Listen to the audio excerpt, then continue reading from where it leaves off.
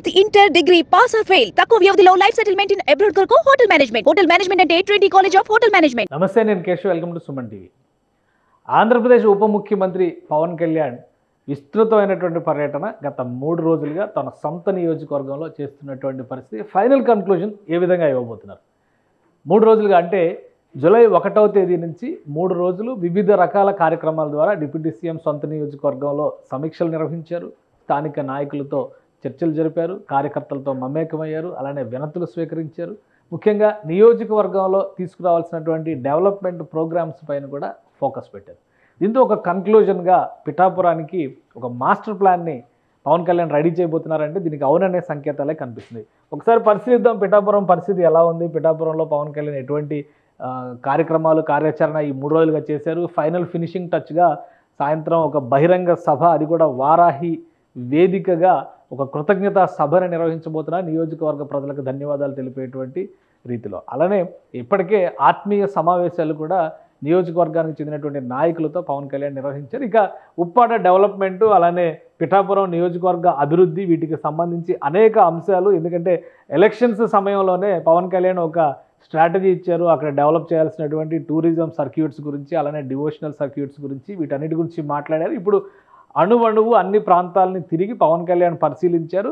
So పరిశీలించిన తర్వాత ఒక కన్క్లూజన్ అంటే అక్కడ తాగునీటి సరఫరా, డ్రైనేజ్ వ్యవస్థలు, రహదారి వ్యవస్థలు, ముఖ్యంగా సముద్ర తీర ప్రాంతంగా ఉన్నటువంటి ఉప్పాడకు సంబంధించినటువంటి చర్చ కూడా చాలా విస్తృతంగా జరిగింది. పవన్ కళ్యాణ్ ప్రతి పర్యటనలో ఉప్పాడ గురించి చర్చ జరిగింది. ఇది ఉప్పాడ తీర ప్రాంతంగా మనం చూస్తే, ఇక్కడ పరిసర ప్రాంతాల్లో చూస్తే ఈ రహదారి వ్యవస్థ మొత్తం కూడా కాకినాడ వరకు వెళ్ళేటువంటి కంప్లీట్గా సముద్ర తీరంలో వెళ్ళేటువంటి రహదారి వ్యవస్థ, ఇలా ఇది విశాఖ బీచ్ వరకు వెళ్ళేటువంటి వ్యవస్థ ఉంది. సో ఈ ప్రాంతం మొత్తాన్ని కూడా పవన్ కళ్యాణ్ పర్యటించారు.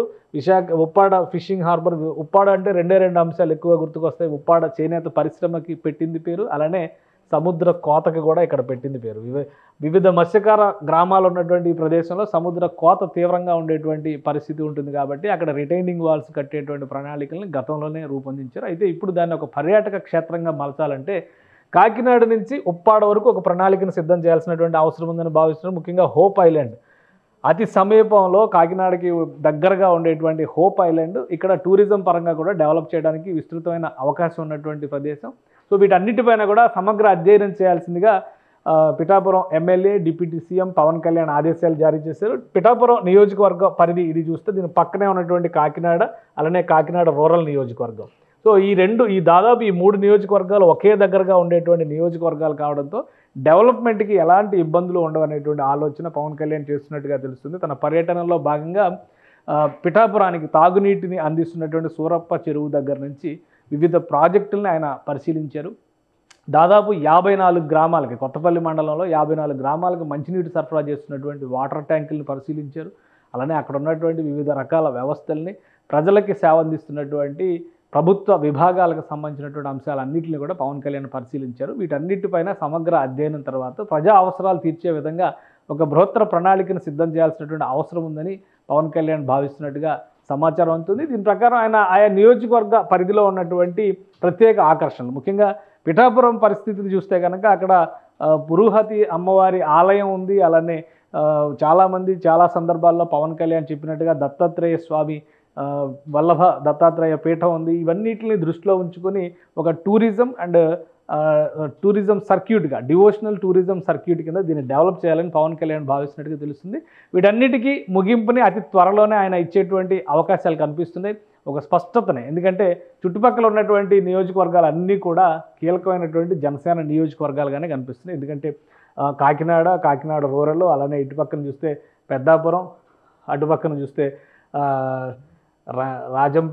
రాజానగరం, ఇటు పిఠాపురం, ఇటువైపు వచ్చే కొద్ది తుని, ఇవన్నీ కూడా ఈ నియోజకవర్గాలు అన్ని చోట్ల కూడా విశేషమైనటువంటి ఆదరణ పవన్ కళ్యాణ్కి లభిస్తున్నటువంటి పరిస్థితి ఉంది. మొత్తం గోదావరి బెల్ట్కి సంబంధించినటువంటి పరిస్థితి కాబట్టి ఈ ప్రాంతం పైన ప్రత్యేకమైనటువంటి దృష్టి పెట్టాల్సినటువంటి అవసరం ఉంది. గోదావరి తీరంలో ఒక బృహత్తర ప్రణాళికని అమలు చేయడం ద్వారా అభివృద్ధి అనేది, ప్రజా సమస్యలకు పరిష్కారం ఇవ్వడం అనేది కూడా చాలా కీలకమైనటువంటి అంశంగా పవన్ కళ్యాణ్ భావిస్తున్నారు. అలానే డెవలప్మెంట్కి సంబంధించి కేంద్రం నుంచి, పంచాయతీరాజ్ శాఖ నుంచి వచ్చేటువంటి గ్రామీణ ప్రాంతాలకు సంబంధించి రహదారి వ్యవస్థ, అలానే డ్రైనేజ్ వ్యవస్థల్ని డెవలప్ చేసేటువంటి క్రమంలో గ్రామీణ వ్యవస్థల్ని బలోపేతం చేసేటువంటి దిశగా చర్యలు తీసుకోవాలని పంచాయతీరాజ్ శాఖ అధికారులతో సమీక్షలోనే ఆయన ఒక స్పష్టత ఇచ్చారు.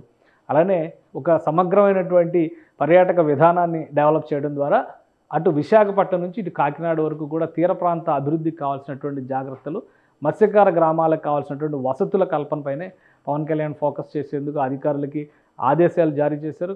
కాకినాడ ఎంపీ స్థానం కూడా జనసేన చేతిలోనే ఉండడంతో ఆ పరిధిలో వచ్చేటువంటి నియోజకవర్గాలన్నింటినీ దృష్టిలో ఉంచుకొని ఒక సమగ్ర ప్రణాళికని అతి త్వరలో ఉప ముఖ్యమంత్రి పవన్ కళ్యాణ్ అనౌన్స్ చేసే అవకాశం స్పష్టంగా కనిపిస్తోంది. సుమన్ టీవీలో మీ పర్సనల్ అండ్ బిజినెస్ ప్రమోషన్స్ కోసం కింది నెంబర్కి కాంటాక్ట్ చేయండి.